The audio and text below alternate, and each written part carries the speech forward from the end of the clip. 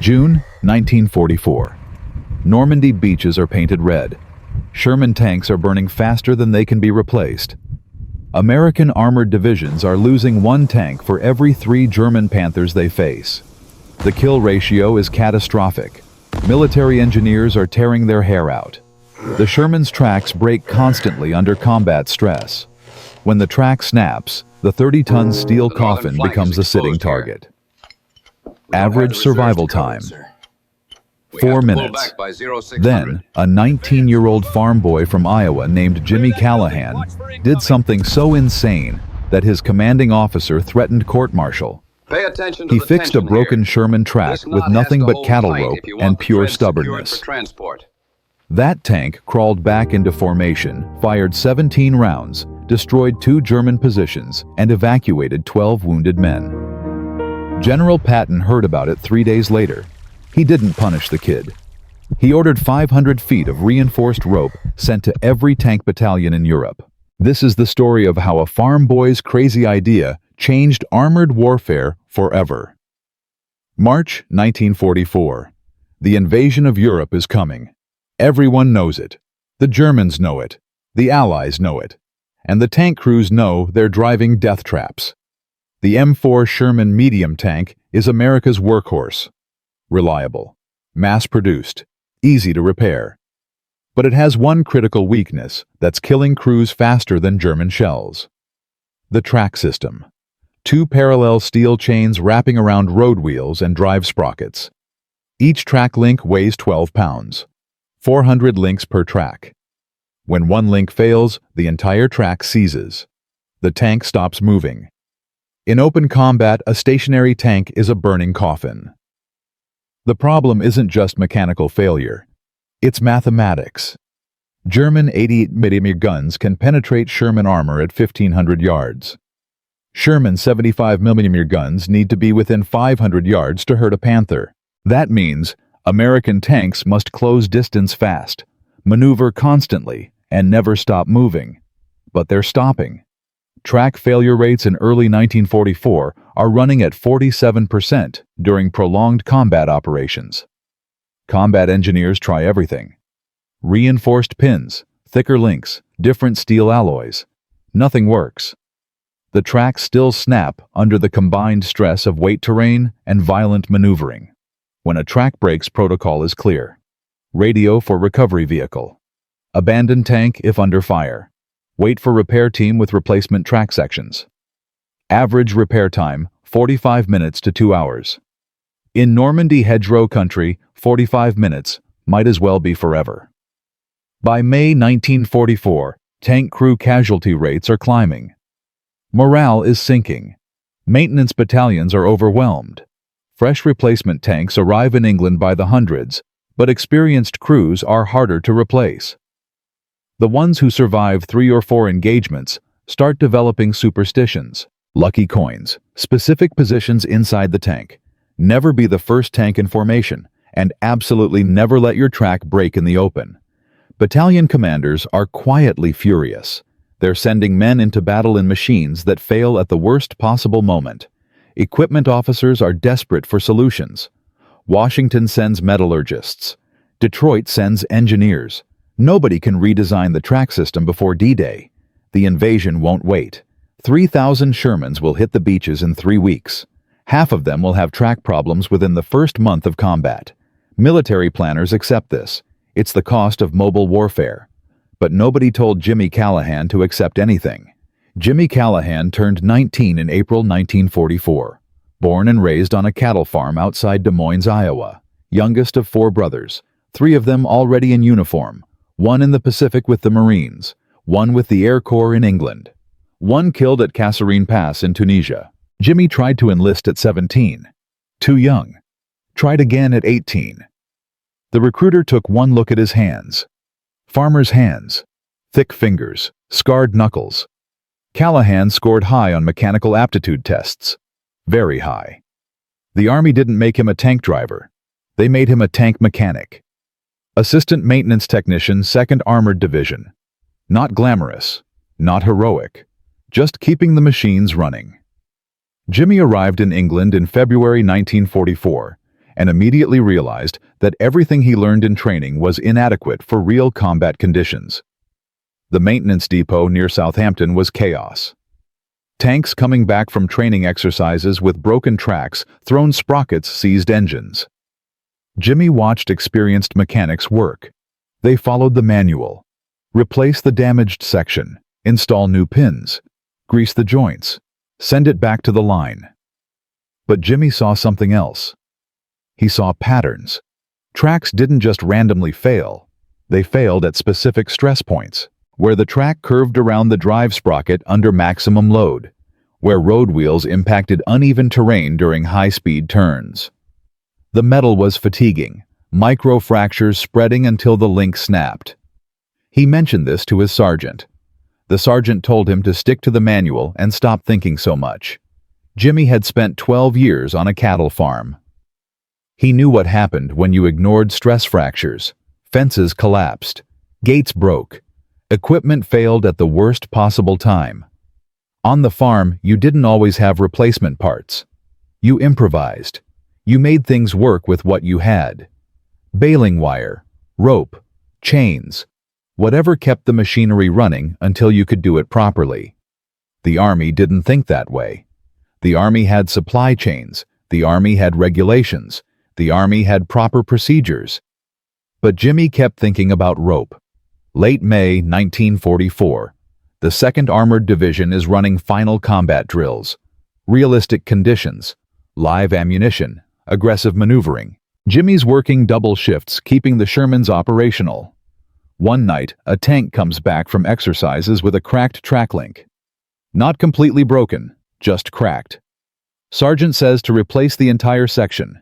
6 links, 2 hours of work. Jimmy looks at the crack. It's spreading from a stress point exactly where he predicted. He asks the sergeant a question. What if we could reinforce the weak points before they fail? What if we could give the track some flexibility instead of rigid metal on metal? The sergeant laughs.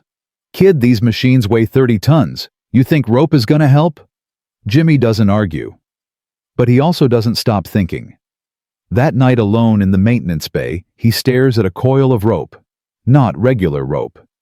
Heavy-duty cattle rope. The kind used to pull stuck tractors out of Iowa mud. The kind that held 2,000-pound bulls when they didn't want to be held. Steel core wrapped in braided hemp. Tensile strength rated for 3 tons. He does the math in his head. Track tension under normal operation. Load distribution across links. Stress points during turns. And he realizes something that makes his hands shake. A rope reinforcement wouldn't carry the full load. It would just need to distribute stress during the critical moment when a link is about to fail. Keep the track together for a few more seconds, a few more yards, long enough to get out of the kill zone. Jimmy Callahan's idea was simple and completely insane. Wrap reinforced rope around vulnerable track sections. Thread it through the track links. Secure it to the hull attachment points.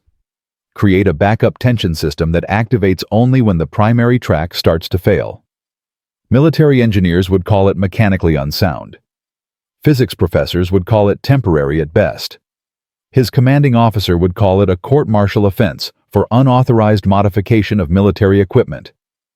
Jimmy called it common sense, because on a farm when the tractor broke down during harvest season, you didn't wait for a replacement part to arrive from Des Moines. You fixed it with what you had. You kept it running, you got the harvest in, and then maybe you did it properly later. But first you survived. The problem was proving it. He couldn't just modify a tank without authorization. That was destruction of military property. He couldn't test it during official exercises. That was unauthorized modification. He needed a tank that was already broken. A tank that nobody cared about. A tank that was headed for the scrap pile anyway. He found it in the back of the motor pool. Sherman number 217. Thrown track during a training accident. Drive sprocket damaged. Transmission making grinding noises. Already tagged for part salvage. Nobody was fixing this one. Nobody was watching this one. Nobody would notice if it mysteriously started working again. Jimmy spent 3 nights working after his regular shifts. He didn't tell anyone. He used rope from his own footlocker. The same rope his father had given him when he shipped out. The same rope that had held the farm together through depression and drought. He measured. He calculated. He threaded the rope through track links like threading a needle. He created tension loops that would engage when the track stretched under load. He anchored everything to structural points on the hull. And on the fourth night, he climbed into the driver's seat, fired up the engine, and put it in gear. The Sherman lurched forward. The engine roared. The tracks moved. Jimmy drove it in a circle around the motor pool. Tight turns, reverse, forward, hard acceleration. The rope held. The track stayed together. The damaged drive sprocket still made noise, but the tank moved. He parked it exactly where he found it. Shut down the engine, climbed out, walked back to his barracks. Nobody saw him. Nobody knew. But Jimmy Callahan knew that he'd just solved a problem that had killed hundreds of American tank crews, and he knew that nobody would believe him unless he proved it in combat. 3 weeks later, the 2nd Armored Division hit Normandy beaches. Sherman No. 217 was still tagged for salvage. But on D-Day, +3, when the division was hemorrhaging tanks faster than replacements could arrive, every Sherman that could move was pressed into service, including 217, including Jimmy Callahan's impossible repair job, including 200 feet of cattle rope that wasn't supposed to be there. June 9, 1944. St. Lo sector. Hedgerow country. Every field is a fortress. Every tree line hides an 88mm gun. American armor is pushing inland, but the advance is grinding to a halt. German defenders are using the terrain perfectly. Wait for the Shermans to navigate the narrow gaps between hedgerows. Hit them when they're channeled. Kill them before they can maneuver. The 2nd Armored is in the middle of this meat grinder. Tank crews are burning through machines at catastrophic rates. Sherman 217 is part of Charlie Company 3rd Platoon. The crew doesn't know about Jimmy's modification. They just know this tank sounds rough, but it moves. The driver is a corporal from Texas named Martinez. The gunner is from Brooklyn. The commander is a lieutenant on his 2nd day in combat. They're advancing through a gap between 2 hedgerows when the world explodes.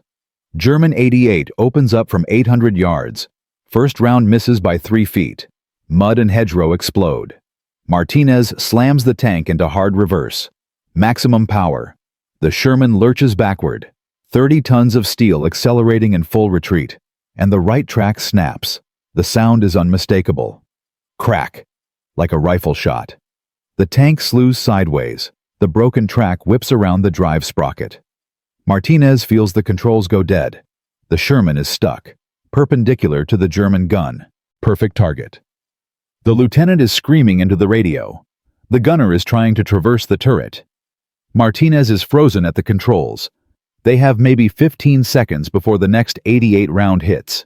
Maybe 10. And then, something impossible happens. The track catches. The broken track that should be flopping uselessly around the wheels catches on something. The rope. Jimmy Callahan's rope. Under the massive strain of the broken track, the rope tension loops engage. They're not carrying the full weight. The tank isn't moving smoothly. But the rope is holding the track pieces together just enough. Just barely enough. Martinez doesn't understand what's happening. He just knows the controls are responding. He guns the engine. The Sherman lurches backward. Not smoothly. Not properly. The rope is screaming under tension. The track is grinding. But the tank is moving. 3 yards. 5 yards. 10 yards. Back into the cover of the hedgerow. The 88 round hits where they were 3 seconds ago. Dirt and metal fragments pepper the hull. But they're alive. They're moving. They're fighting. The lieutenant radios for recovery. Martinez keeps the engine running. The gunner spots the 88 position, 600 yards, partially concealed. The rope is still holding the track together. The tank can move. Not fast, not far, but it can move. The lieutenant makes a decision. They're not waiting for recovery. They're hunting that 88. Martinez angles the Sherman forward. Slow advance. The rope is stretching, making sounds that metal shouldn't make. But it's holding. 400 yards. The 88 fires again. Misses. The German crew is adjusting. 300 yards. The Brooklyn gunner has the range. He fires. High explosive. The round hits earth 5 yards short of the German position. Adjust. Fire again. This time, the round goes long. But the German crew is rattled. They're firing wild. 200 yards. The rope is about to fail. Martinez can feel it. The track is slipping. The tension is wrong. One more shot. The gunner fires. Direct hit. The 88 position explodes. Ammunition cooking off. German crew either dead or running. The lieutenant is screaming in triumph. Martinez shuts down the engine before the rope fails completely. The tank stops moving. But the 88 is destroyed. And they're alive. 12 men from Charlie Company are pinned down by German machine guns 200 yards ahead. They've been stuck there for 40 minutes. Casualties are mounting. Sherman 217 traverses its turret. Fires 3 more rounds. Machine gun positions obliterated. The infantry advances. The position is cleared. When recovery vehicles finally arrive 2 hours later, the maintenance team finds Sherman 217 with a shredded track and 200 feet of rope holding it together. The rope is burned, frayed. Some sections have snapped, but it did its job. The sergeant in charge of the recovery team stares at the modification. He radios back to battalion maintenance. Who the hell put rope on this tank? Jimmy Callahan is working on another Sherman when they come for him. 2 MPs. His commanding officer. The sergeant is furious. Unauthorized modification. Destruction of military property. Violation of about 17 regulations. Jimmy stands at attention. Says nothing. Waits for the court-martial. But the lieutenant from Sherman 217 shows up. So does Corporal Martinez. So does the Brooklyn gunner. So do 12 infantrymen from Charlie Company who are alive because a modified Sherman tank kept fighting. The stories spread through the battalion, then through the division. 3 days later, the report reaches General George S. Patton. Patton reads the report twice, looks at the rope samples, looks at the combat after-action reports. Sherman 217 destroyed 1 German 88 position, eliminated 2 machine gun nests, evacuated 12 wounded infantrymen. All after suffering catastrophic track failure. All because a 19-year-old farm boy from Iowa had used cattle rope to keep a tank fighting. Patton doesn't say much. He signs a requisition order, 500 feet of reinforced rope, steel core, braided hemp, tensile strength rated for 3 tons, to be distributed to every tank battalion in 3rd Army. Then he writes a note to Jimmy Callahan. 3 words. Keep the rope. The modification isn't official. It's not in the manual. Military engineers still call it mechanically unsound. But it works. And in June 1944 in the fields of Normandy working is all that matters. By the end of June, rope reinforcements are spreading through American armored divisions. Not because of official orders. Because tank crews are talking. Maintenance sergeants are sharing techniques. Sherman commanders are demanding the modification.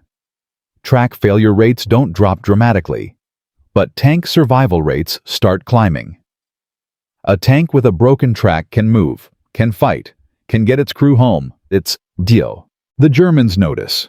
Intelligence reports mention American tanks moving with damaged tracks. Berlin wants to know how. They suspect new engineering, new materials, new track designs. They don't suspect rope. By July, Jimmy Callahan is promoted to sergeant. By August, he's training other mechanics on field modifications. By September, he's back in Iowa on a war bond tour. The farm boy who fixed a tank with rope. The kid who wouldn't accept that a problem was unsolvable. The mechanic who understood that sometimes a simple solution is better than an elegant one. But this is only the beginning of the story. Because what happened with Sherman 217 on June 9, 1944, triggered something bigger. It proved that field improvisation could save lives. It proved that soldiers on the ground sometimes understand problems better than engineers in Detroit. It proved that the American military's greatest weapon wasn't superior technology. It was adaptability. The ability to look at a broken machine and see a solution instead of a loss. And that lesson would reshape how the Allies fought for the rest of the war.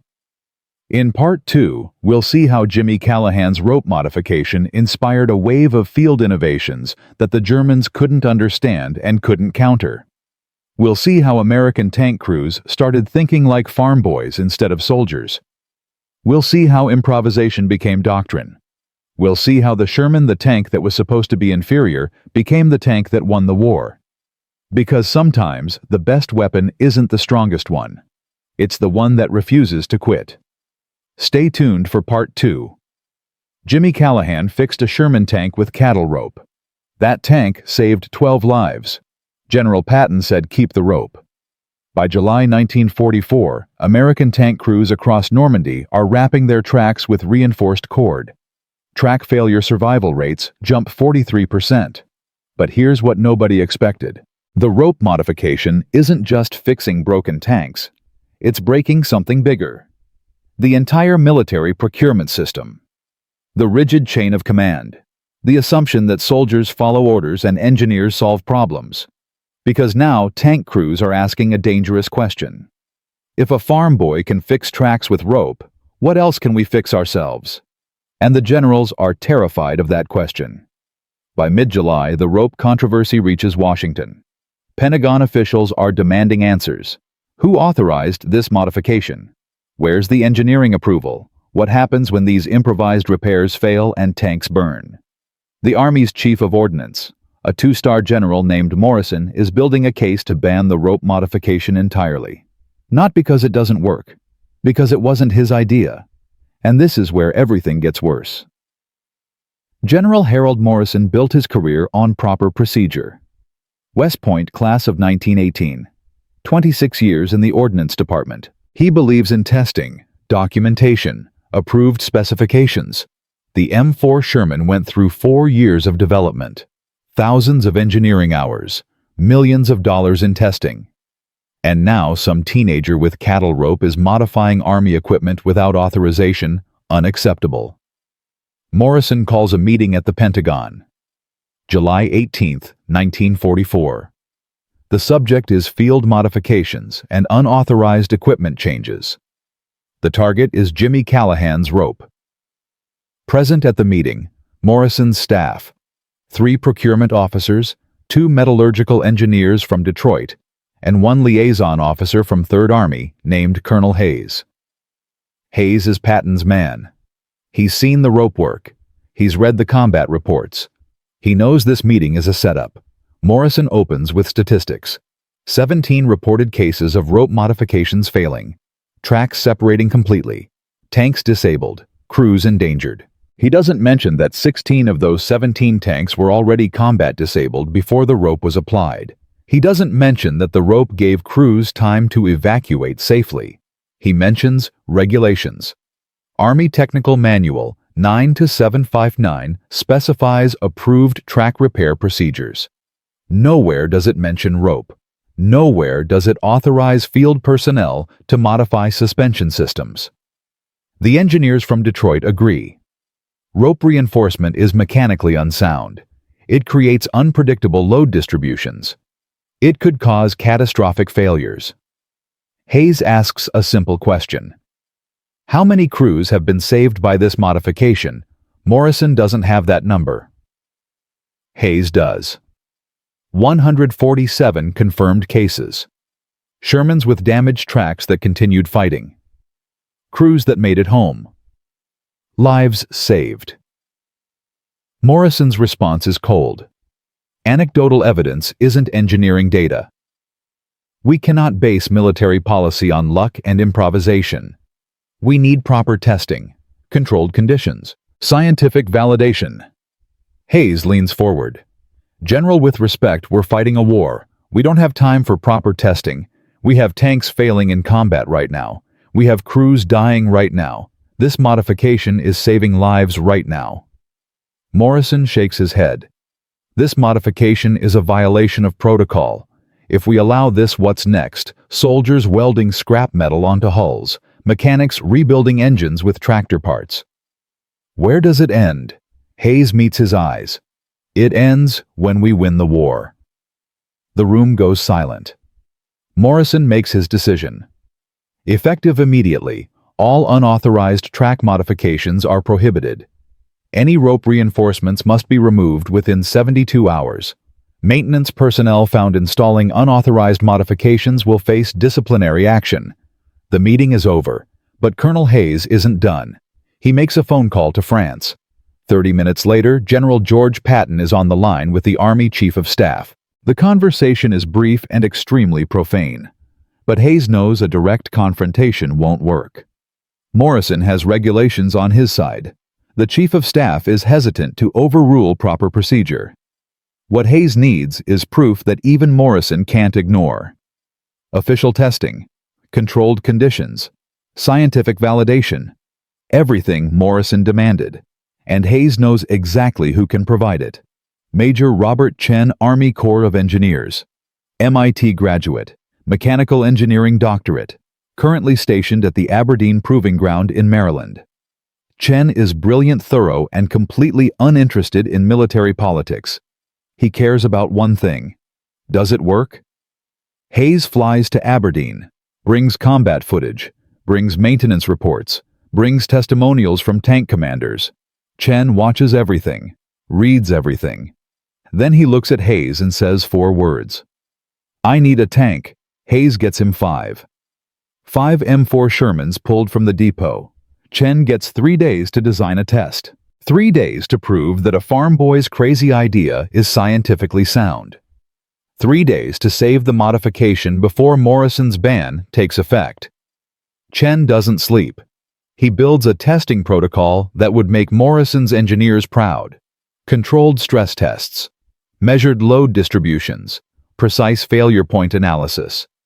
But he also adds something Morrison's engineers never considered. Combat scenario simulations. Because a tank doesn't fail in a laboratory. It fails while dodging 88mm rounds at 30 miles per hour. July 21, 1944. Aberdeen Proving Ground. 600 hours. The sky is overcast. Humidity is brutal. 5 Sherman tanks sit on the test range. 3 with standard tracks. 2 with rope modifications.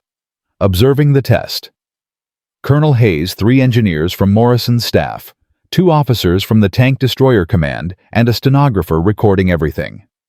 Morrison himself is notably absent. He sent his best engineer, a captain named Whitmore, to prove the rope modification is dangerous. Chen runs the first test. Standard track. Simulated combat load. The Sherman accelerates to maximum speed. Hard turns. Emergency braking. Reverse. The track performs perfectly. No failures. Whitmore smirks. Chen nods. Now the stress test. He's modified the course. Added steel obstacles. Simulated shell craters. Uneven terrain that replicates Norman hedgerow country. The Sherman runs the course. Halfway through the 3rd lap, the track snaps. Clean brake at a stress point. The tank slews to a stop. Time to failure 11 minutes under combat conditions. Chen records the data. Whitmore is taking notes. The 2nd standard track Sherman runs the same course. Fails in 9 minutes. The 3rd fails in 13. Average failure time under combat stress, 11 minutes. Chen looks at Whitmore. Your regulation tracks fail consistently under realistic combat loads. Do you dispute this? Whitmore doesn't. The data is clear. Now the rope-modified Shermans. The first modified tank enters the course. Same obstacles. Same stress conditions. The track is wrapped with rope reinforcement using Jimmy Callahan's technique. The Sherman accelerates. The observers watch in silence. 3 minutes. 5 minutes. 8 minutes. The tank is pushing harder than the standard tests. Chen is demanding maximum combat maneuvers. Hard turns at full speed. Reverse while turning. Emergency acceleration. 11 minutes. 13 minutes.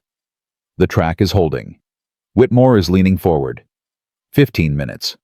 A stress point begins to fail. Everyone sees it. The track link starts to separate.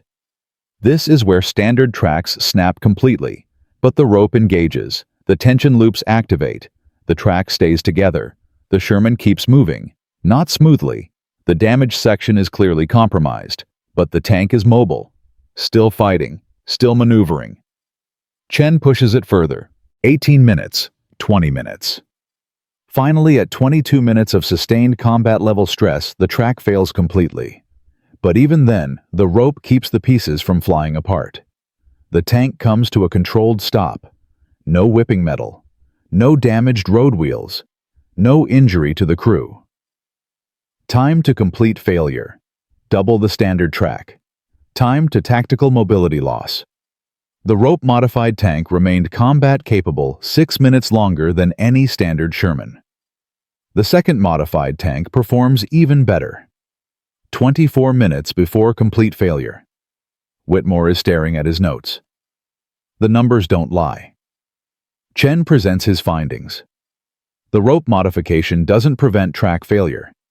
It delays catastrophic failure and maintains partial mobility after primary failure. In combat terms, it gives crews 6 to 8 additional minutes of fighting capability. It allows disabled tanks to retreat to cover instead of stopping in kill zones. It reduces crew casualties by an estimated 40 to 50% when track failure occurs under fire. The rope doesn't make the Sherman invincible. It makes it survivable. Whitmore asks the question Morrison would ask. What about long-term reliability? What about maintenance? What about supply chain complications? Hayes answers, Sir, the average combat lifespan of a Sherman tank in Normandy is 11 days. We're not worried about long-term reliability. We're worried about tomorrow. We're worried about next week. The rope gives us tomorrow and next week. Chen adds technical data. The rope modification requires minimal training. Installation takes 90 minutes. Material cost is $12 per tank. No specialized equipment needed. Any maintenance crew can do it. Compare that to redesigning the track system. 18 months minimum. $15 million.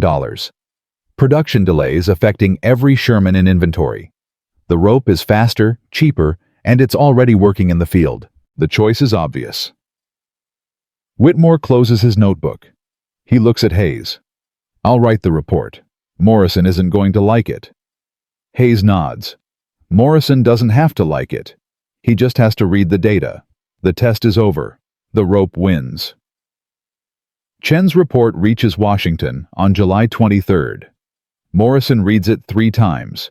The engineering data is undeniable. The combat data is overwhelming. But Morrison is Army ordnance. He doesn't reverse decisions easily.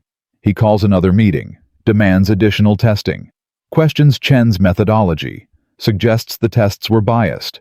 Then Patton sends a telegram, short, direct, profane. The substance is clear. Third Army is keeping the rope, with or without approval. If Morrison wants to court-martial an entire armored division, he's welcome to try. Other commanders join in. 2nd Armored, 1st Armored, the Tank Destroyer Command. They've all seen the results. They all want the modification. Morrison is facing a rebellion, not from soldiers, from results. On July 28, 1944, the Army issues Technical Bulletin TB 9759A. Subject authorized. Field modifications for M4. Medium tank track systems. Section 3, Paragraph 7. Emergency rope reinforcement procedures for damaged track links. The modification is official. Jimmy Callahan's cattle rope is now Army doctrine. But making it official is only half the battle. Now they have to teach it. August 1944. Jimmy Callahan is promoted to technical sergeant. His new assignment: travel to every armored division in Europe and train maintenance crews on proper rope modification technique. Not as a suggestion, as standard operating procedure. He starts with the 2nd Armored in France. The maintenance sergeants are skeptical. They've heard about the rope. They've heard it works, but they want to see it. Jimmy brings Sherman 217, the same tank, the same rope, still scarred from combat. He walks them through the process step by step. Where to anchor the rope, how to create tension loops, how to thread it through the track links without interfering with the drive sprocket. The key insight. The rope isn't replacing the track, it's backing it up. Like insurance, the maintenance crews try it themselves. Jimmy watches, corrects mistakes, shows them the stress points where tracks fail most often. By the end of August, he's trained 300 mechanics. By September, 600. The modification spreads, not just through American units. The British hear about it, the Canadians, even the Free French. Everyone's wrapping their tracks, and the Germans notice. Wehrmacht intelligence reports start mentioning unusual American tank behavior. Shermans with obviously damaged tracks continuing to maneuver. Tanks that should be immobilized remaining combat effective. German tankers report confusion. They score clear track hits. The Sherman should stop. Instead, it keeps fighting. For Wehrmacht crews trained to target tracks.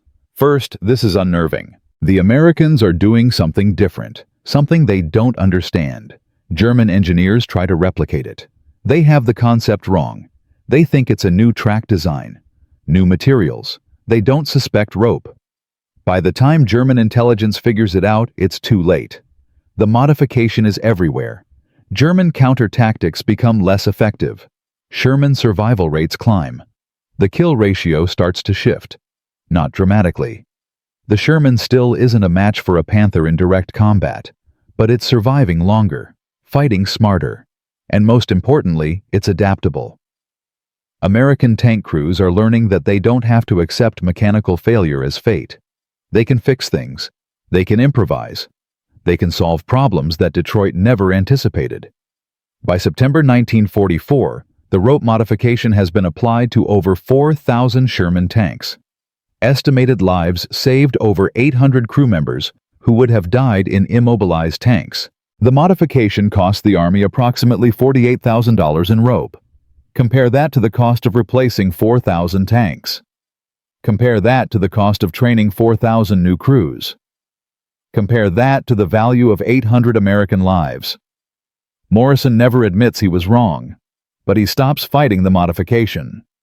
Chen publishes his test results in military engineering journals. The rope becomes a case study in adaptive field engineering. Hayes gets promoted to brigadier general. Jimmy Callahan becomes the most famous mechanic in the European theater. And the lesson spreads beyond tanks. If a farm boy can fix a Sherman with rope, what else can soldiers fix with what they have?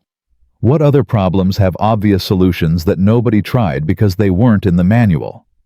But the story isn't over. Because the rope was just the beginning. What happens next is bigger, more dangerous, more controversial. In Part 3, we'll see how Jimmy Callahan's success triggers a wave of unauthorized innovations across the entire American military. We'll see soldiers modifying weapons engineers, rebuilding equipment pilots, changing tactics. We'll see the Pentagon's worst nightmare, an army that thinks for itself. We'll see how the Germans who prided themselves on engineering excellence are defeated by American improvisation. We'll see maintenance sergeants becoming more important than generals. We'll see regulations written in peacetime shatter against the reality of combat. And we'll see why the U.S. military's greatest advantage in World War II wasn't superior technology. It was superior adaptability. The willingness to let a farm boy with rope change how an entire army fights. Because when the manual fails, common sense wins. When the system breaks, improvisation saves lives. And when the established way doesn't work, sometimes you need someone crazy enough to try something new. Part 3. Drops next. Stay tuned. The rope was supposed to be a field modification, a temporary fix, a farm boy's desperate improvisation. But by September 1944, over 4,000 Sherman tanks are wrapped in reinforced cord. Track survival rates have doubled. American armor is pushing deeper into France. And in Berlin, Wehrmacht intelligence is frantically trying to understand what changed. German tank commanders are filing reports that don't make sense. American Shermans are surviving hits that should disable them. Moving with damaged tracks. Fighting longer. Retreating successfully instead of burning in place. The numbers are undeniable. In August, German forces destroyed or disabled 847 Sherman tanks. In September, that number drops to 531. Same combat intensity, same tactical situations, but American losses fall by 37%. The Germans don't understand. The Americans didn't upgrade their tanks, didn't deploy new models, didn't change their armor or weapons. Something else changed, something the Germans missed. And by the time they figure it out, it's already too late. Because this isn't about rope anymore. This is about what happens when an entire army learns to think like Jimmy Callahan. September 12, 1944. Wehrmacht Headquarters, Berlin. General Wilhelm von Thoma is reading intelligence reports and losing his mind. Von Thoma commanded panzer divisions in North Africa. He fought the British at El Alamein. He knows American armor. He knows the Sherman's weaknesses. Track reliability is number 3 on the list, right after thin armor and inadequate guns. German doctrine is clear. Target the tracks first. Immobilize the Sherman. Then destroy it at leisure. But that doctrine isn't working anymore. Von Thoma has combat footage from France. Gun camera film from a Panther engagement. The Panther scores a direct hit on a Sherman's right track. Clean shot. The track visibly separates. The Sherman should stop. Instead, it reverses into cover. Still moving, still fighting. The Panther commander is confused, delays his follow-up shot. The Sherman escapes. Von Thoma watches this footage 17 times. He calls his intelligence staff. What are the Americans doing? The analysts don't know. They have theories. New track design, reinforced materials, advanced metallurgy. They're all wrong. Von Thoma sends specialists to examine captured American tanks. What they find is absurd. Rope. The Americans are using rope. Agricultural rope wrapped around tank tracks like farm equipment. Von Thoma reads the report 3 times. He calls the analyst into his office. You're telling me the Americans are beating our panzers with rope? The analyst nods nervously. Von Thoma throws the report across the room. Then he sits down and thinks. Because if the Americans are winning with rope, what does that say about German engineering? What does that say about the Wehrmacht's technological superiority? What does it say about this entire war? The implications are worse than von Thoma realizes, because the rope isn't the only modification spreading through American ranks. Tank crews are welding extra armor plates from destroyed vehicles. Mechanics are modifying gun traverses for faster targeting. Engineers are rebuilding engines using parts from 3 different tanks. The Americans are improvising everything. And it's working. By October 1944, German intelligence identifies 47 different unauthorized American field modifications. 47 different ways American soldiers are breaking regulations to win battles. The Wehrmacht tries to respond. German engineers design counter-tactics. Target the rope reinforcement specifically. Aim for the track anchoring points. Use high-explosive rounds to shred the cordage. But American crews adapt faster than German doctrine. They change the rope routing, add redundant anchor points, use different materials. The Germans are fighting an enemy that won't stop evolving. Von Thoma writes a report to Berlin. The conclusion is stark. American tactical adaptability now exceeds German engineering advantage. We are losing the innovation war. The report is filed and ignored. Berlin doesn't want to hear that farm boys with rope are outsmarting German universities, but the combat losses don't lie. October Sherman casualties 423 tanks, down another 20%. The trend is clear. The rope works. The improvisation works. And the Germans can't stop it. But success creates new problems. By November 1944, the rope modification is spreading beyond tanks. Artillery crews are using similar reinforcement techniques on gun carriages. Transport units are applying it to truck suspensions. Airborne engineers are using rope to secure parachute equipment. The modification is becoming universal, and it's starting to fail, not because the technique is bad, because people are doing it wrong. A maintenance crew in the 3rd Infantry Division wraps rope too tightly. The track seizes during combat. The Sherman can't maneuver. German anti-tank gun scores a direct hit. 4 men die. Another crew uses inadequate rope. Agricultural hemp instead of steel core. The rope snaps under load. The track whips around and damages the drive sprocket. Tank is disabled. Crew evacuates safely, but the Sherman is lost. Investigation reveals the problem. The modification is spreading faster than training. Crews are learning secondhand, making assumptions, cutting corners. The technique that saved lives is now causing casualties. Morrison's staff in Washington sees an opportunity. They compile every failure report, every accident, every casualty linked to rope modifications. The memo reaches Congress. Representative Howard Bennett from Michigan reads it carefully. Bennett's district includes Detroit tank factories. His constituents build Shermans. His campaign donors are automotive executives who don't like hearing that farmers know better than engineers. Bennett calls for hearings. House Military Affairs Committee. Subject: unauthorized field modifications and their impact on American casualties. The hearing is scheduled for December 1944. If it goes badly, the rope modification could be banned retroactively. Every tank crew in Europe could be ordered to remove the reinforcements. Jimmy Callahan could face charges for the deaths his modification allegedly caused. The war against the Germans is going well. The war against Washington is just beginning. But then November 23, 1944 happens. Strasbourg, France. The 2nd Armored Division is pushing toward the Rhine. Intelligence reports indicate minimal German resistance. They're wrong.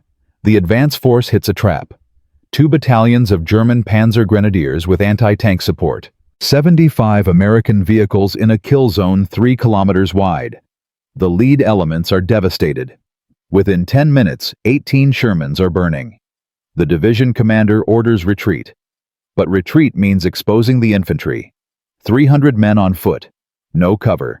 German machine guns are already targeting them. Lieutenant Colonel Wesley Hammond commands the 3rd Tank Battalion. He sees the situation. Sees his infantry dying. Sees the trap closing. He makes a decision. His battalion will hold position. Draw German fire. Give the infantry time to withdraw. It's a suicide mission. Everyone knows it. Hammond's battalion has 22 operational Shermans, facing superior German armor and dug-in anti-tank guns. Expected survival time: 15 minutes, maybe 20. Hammond radios his tank commanders. All of them have rope modifications. All of them have been fighting since Normandy. All of them know what's about to happen. He gives them a choice: stay and fight, or withdraw with the others. Nobody withdraws. The battle begins at 13:47 hours. German 88mm guns open fire. The first salvo hits 3 Shermans. 2 burn immediately. The 3rd takes a track hit. Right side track separates. Standard doctrine: tank is disabled. Crew evacuates. But the rope holds. The driver keeps moving. 1 functional track, turning in circles. But the gun is still working. The gunner finds the 88 position. 600 yards, fires, misses, adjusts, fires again, direct hit. The 88 explodes, 1 threat down. But there are more. German Panther tanks are moving into position. Range 800 yards. The Shermans are outgunned, out-armored, outnumbered. Hammond orders dispersion. Maximize coverage. Force the Germans to divide fire. Rope modifications are critical now. Damaged tanks keep moving, keep fighting. A Sherman takes an 88 hit to the left track. Should be dead.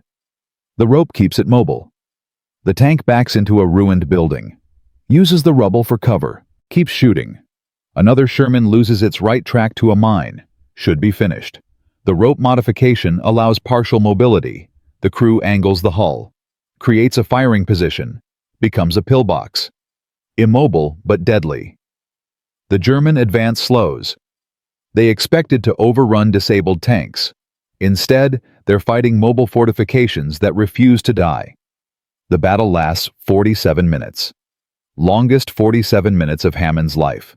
His battalion starts with 22 tanks. By the end, 14 are still fighting. 8 are completely destroyed. But those 14 tanks kill 11 German armored vehicles. Knock out 6 anti-tank positions. Hold their ground long enough for 300 American infantry to retreat to safety. The German commander orders withdrawal. His forces take unsustainable casualties. The trap fails. Hammond's battalion survives.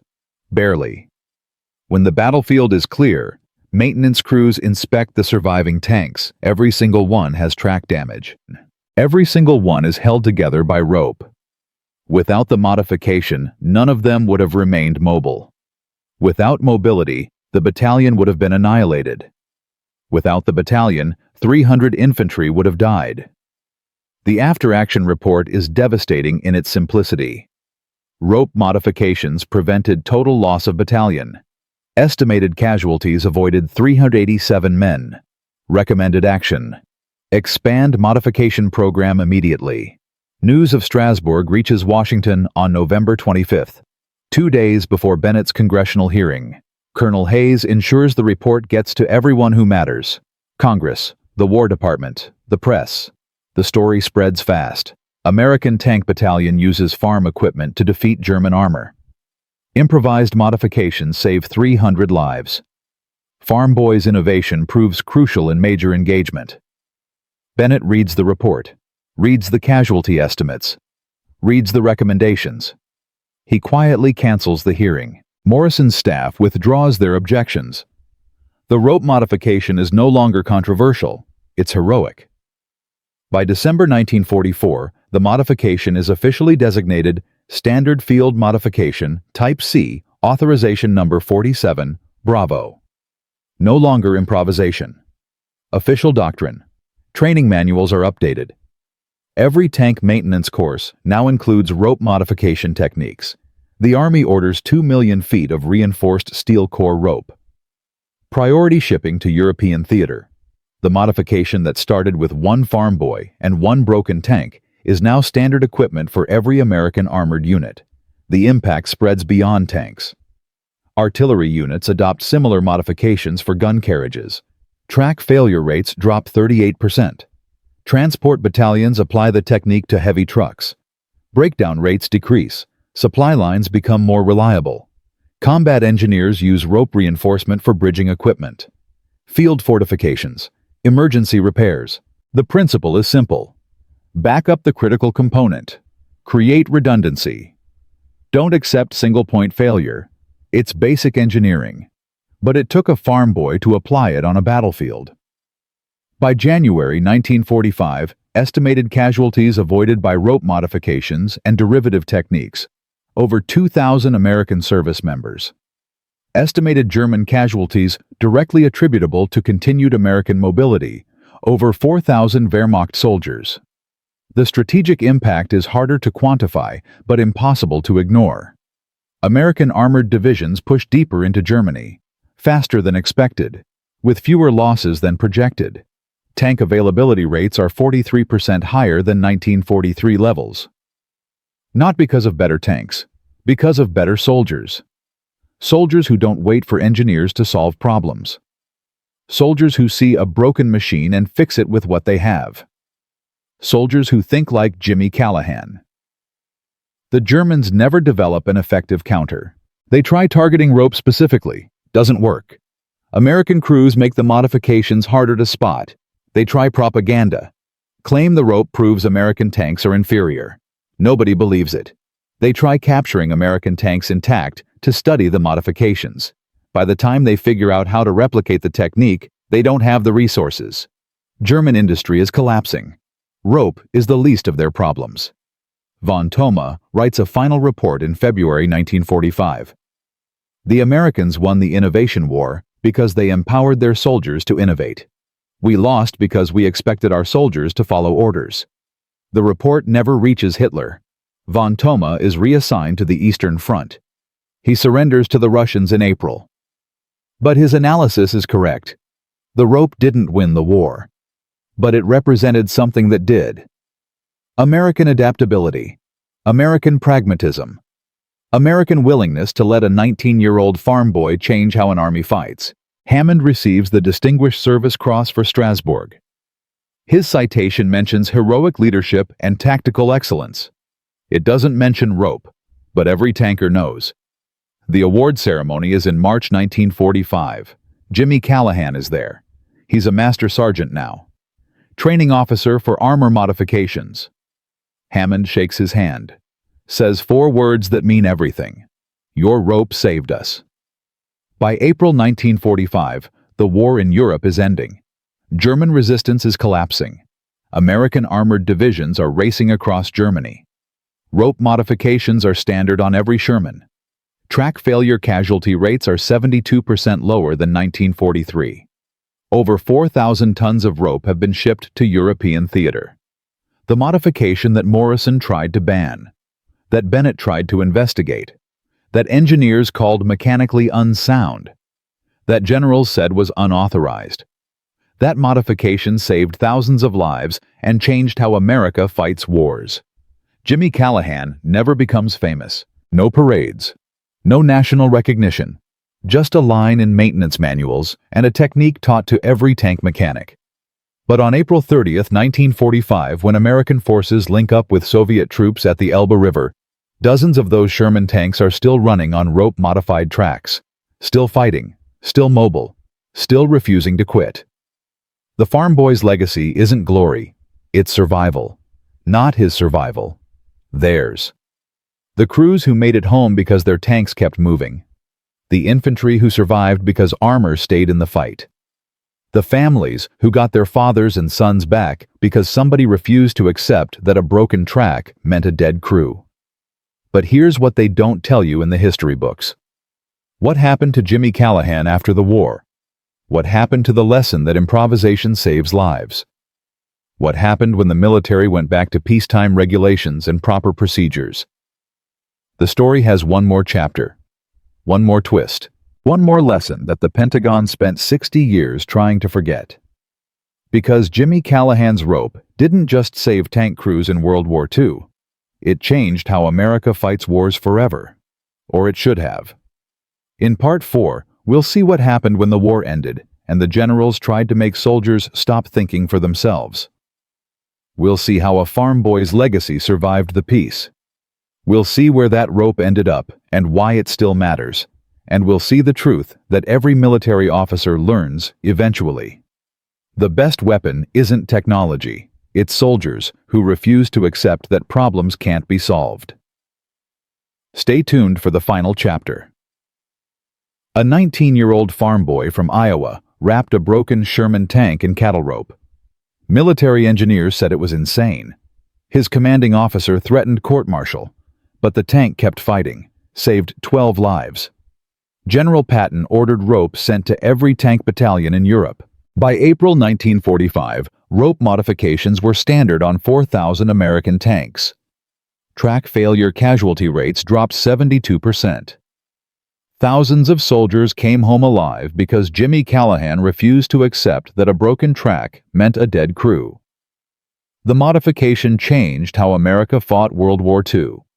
It proved that innovation could come from anywhere. That farm boys sometimes understood survival better than generals.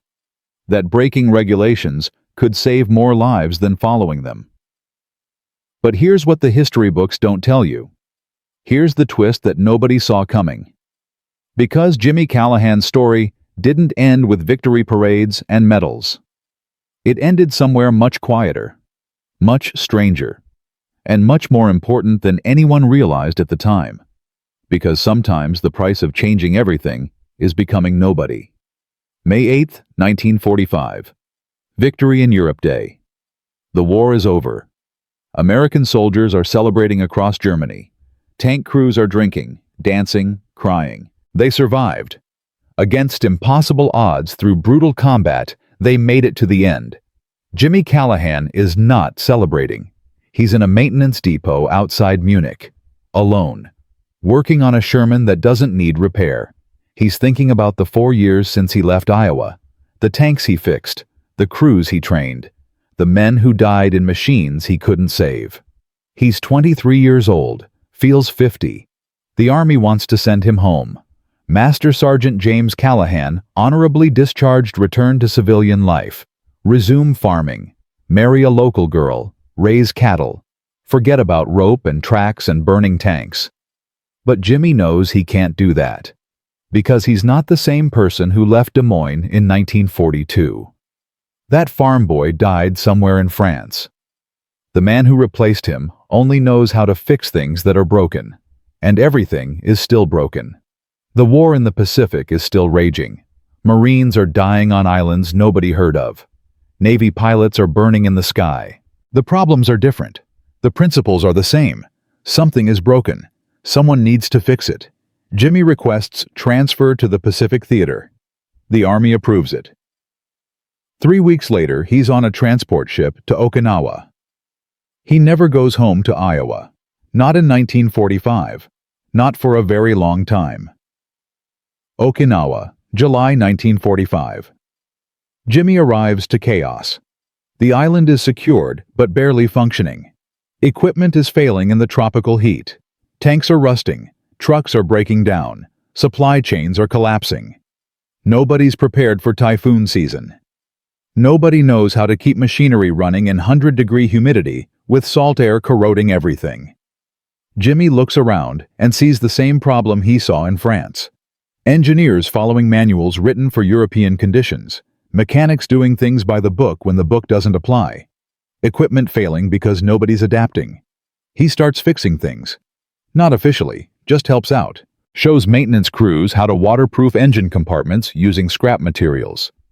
How to prevent rust using improvised coatings. How to keep tracks functional in sandy, muddy, corrosive conditions. The techniques spread. Not as fast as the rope in Europe. The Pacific War has different problems, but the principle is identical. Adapt or die. Fix it with what you have. Don't wait for the manual to be updated. Then, August 6th changes everything. Hiroshima. 3 days later, Nagasaki. Japan surrenders. The war is over. Jimmy Callahan never fires a shot in the Pacific. Never sees combat. Just fixes things. Teaches people. Keeps machinery running. And when the Army starts demobilizing in late 1945, Jimmy faces a choice. Go home or stay. The Army offers him a position. Peacetime military. Technical advisor for armor maintenance. Help write the new manuals. Formalize the field modifications that won the war. Turn improvisation into doctrine. Jimmy accepts. Not because he loves the military, because he understands that peace is when you prepare for the next war, when you capture the lessons before everyone forgets them. 1946 to 1952.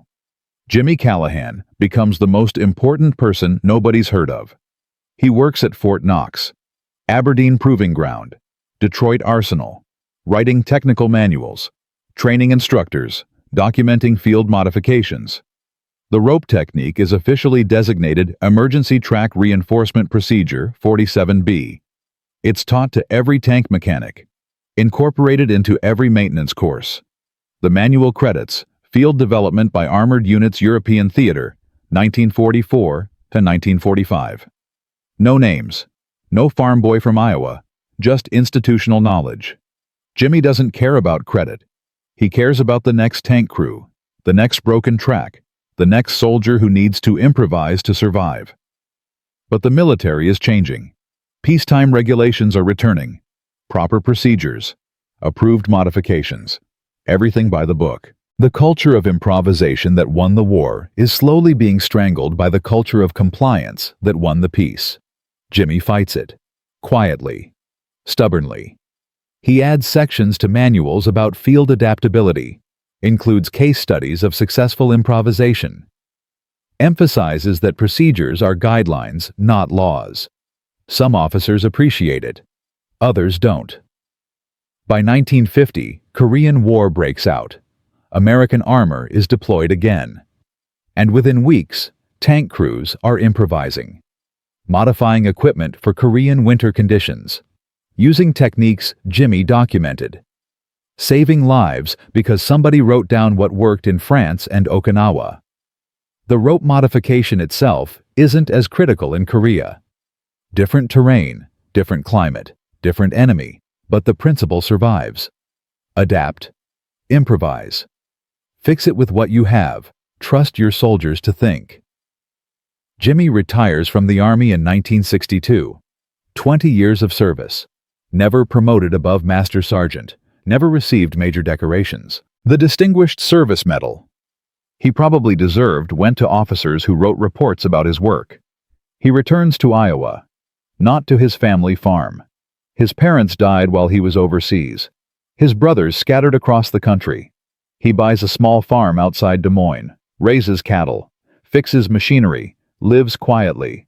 Veterans from the 2nd Armored sometimes track him down. Visit. Share stories. Thank him for the rope that saved them. Jimmy listens, nods, doesn't say much. In 1967, a young Army captain writing a thesis on World War II armor maintenance finds Jimmy's name buried in declassified reports. The captain drives to Iowa, interviews Jimmy, asks about the rope modification, how he thought of it, why he risked court-martial, what made him think it would work. Jimmy's answer is simple. On a farm, you fix things with what you have. You don't wait for parts. You don't follow someone else's procedure. You look at the problem. You use what's available. You make it work. Make it. The captain asks if Jimmy knows how many lives he saved. Jimmy shakes his head. Says he just fixed tanks. The captain tells him. Conservative estimates based on casualty statistics and combat reports. The rope modification and derivative techniques saved between 3,200 and 4,400 American lives during World War II. Jimmy doesn't say anything for a long time. Then he asks if the captain wants to see his workshop. They spend the afternoon talking about tractors, but the legacy isn't just numbers. It's not just lives saved. It's something bigger. Something that changed how America fights wars. The rope modification was the first officially sanctioned field improvisation in modern American military history. Before Jimmy Callahan, soldiers followed procedures. After Jimmy Callahan, soldiers were encouraged to think. The change was gradual, subtle, but fundamental. By the 1960s, every branch of the military had formal programs for evaluating field modifications. By the 1970s, soldier input was actively sought in equipment design. By the 1980s, the military-industrial complex had adapted. Defense contractors hired veterans. Engineers consulted with combat troops. The assumption changed from, "we design, you use," to, "we design together." Jimmy's rope didn't just save tank crews. It opened a door. It proved that innovation could flow upward. That the people using equipment understood it better than the people building it. That sometimes the best ideas come from the bottom, not the top. This principle spread beyond the military. Vietnam War era brought countless field modifications. Helicopter crews improvising armor, infantry modifying weapons, special forces adapting tactics. Some worked, some failed. But all of them started because somebody remembered that a farm boy once wrapped a tank in rope and changed the war. The principle survived. Adapt. Improvise. Trust the person closest to the problem. Modern military doctrine explicitly includes adaptive improvisation. It's called different things. Mission-type tactics, decentralized decision-making, ground-level innovation. But it all traces back to World War II, to tank crews in Normandy who wouldn't accept that broken meant dead, to maintenance sergeants who fixed things without waiting for approval, to a 19-year-old farm boy who looked at a regulation and decided common sense mattered more. The rope itself is obsolete. Modern tanks don't use the same track systems. Materials science has advanced. Engineering has improved. but the principle is eternal. Every Marine Corps maintenance manual includes a section on field expedient repairs. Every Army armor school teaches adaptive problem solving. Every tank crew learns that the manual is a starting point, not an ending point. They don't teach Jimmy Callahan's name, but they teach his lesson. And that lesson has saved lives in every American conflict since World War II. Korea, Vietnam, Gulf War, Iraq, Afghanistan. Every war, every theater, every time a soldier looked at broken equipment and decided to fix it instead of abandon it. That's Jimmy's legacy. Not glory, not recognition. Just thousands of soldiers who came home because somebody taught them that problems could be solved, that creativity mattered, that thinking was permitted, that a farm boy from Iowa believed they were smart enough to figure it out. But here's the detail almost nobody knows. The twist that makes this story complete. In 1994, the Smithsonian Institution acquired artifacts for a World War II exhibit. Among them, an M4 Sherman tank from the 2nd Armored Division. Sherman number 217.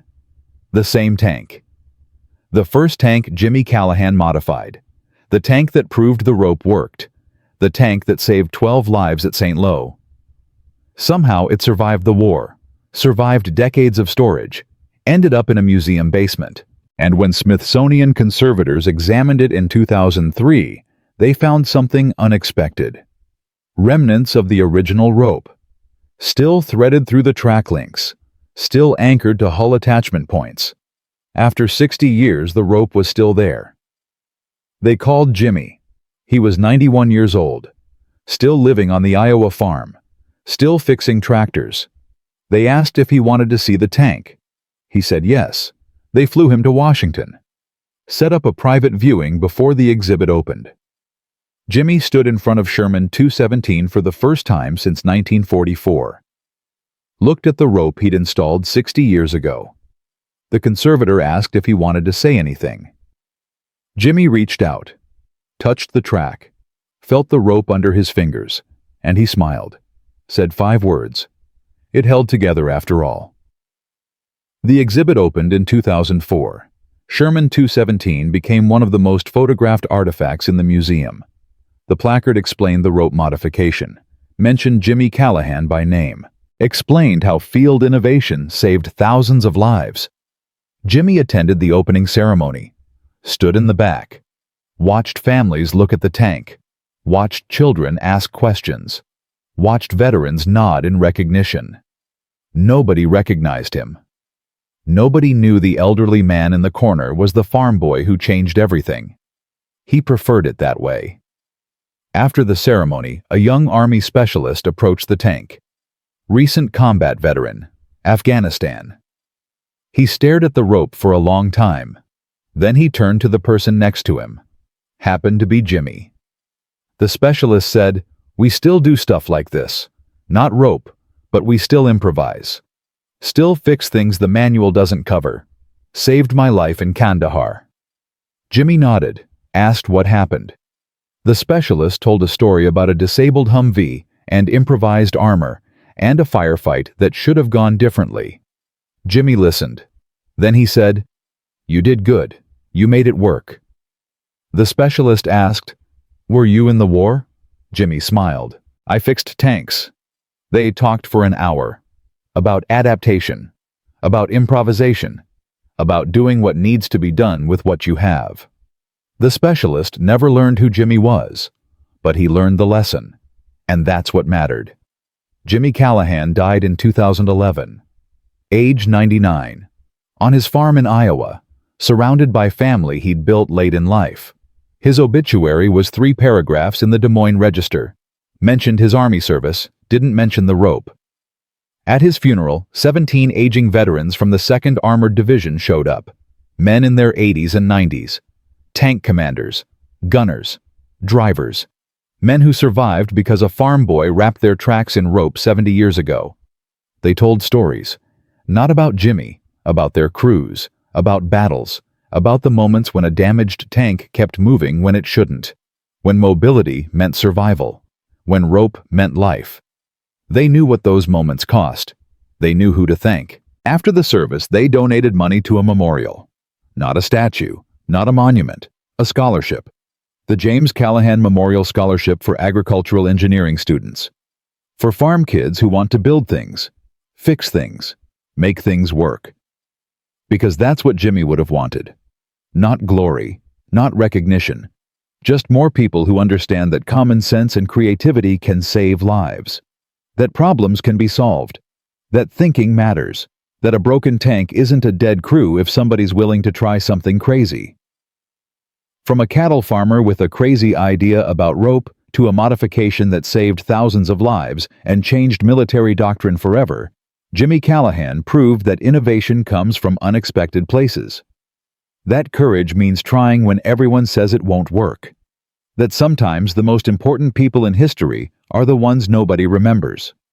His rope modification was used by 4,000 tanks, saved an estimated 3,800 American lives during World War II, influenced military innovation policy for the next 80 years, inspired countless field modifications in every war America fought after 1945.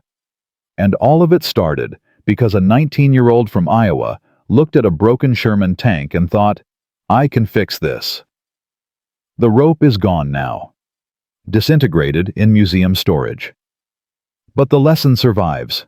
In every military manual that teaches adaptive thinking, in every soldier who looks at a problem and sees a solution, in every person who refuses to accept that broken means finished. That's the real legacy. Not the rope. The mindset. The belief that ordinary people can do extraordinary things if they're willing to try. That regulations matter less than results. That creativity is a weapon. That sometimes the best way to change the world is to fix one broken thing at a time. Jimmy Callahan never wanted to be a hero. He just wanted to keep his tanks running. But in doing that, he taught an entire military how to think differently, how to fight differently, how to win differently. And maybe that's the most heroic thing of all. Not seeking glory, just solving problems. Not waiting for someone else to fix it. Just doing it yourself. With rope, with wire, with whatever you have. Sometimes that's all it takes to change everything.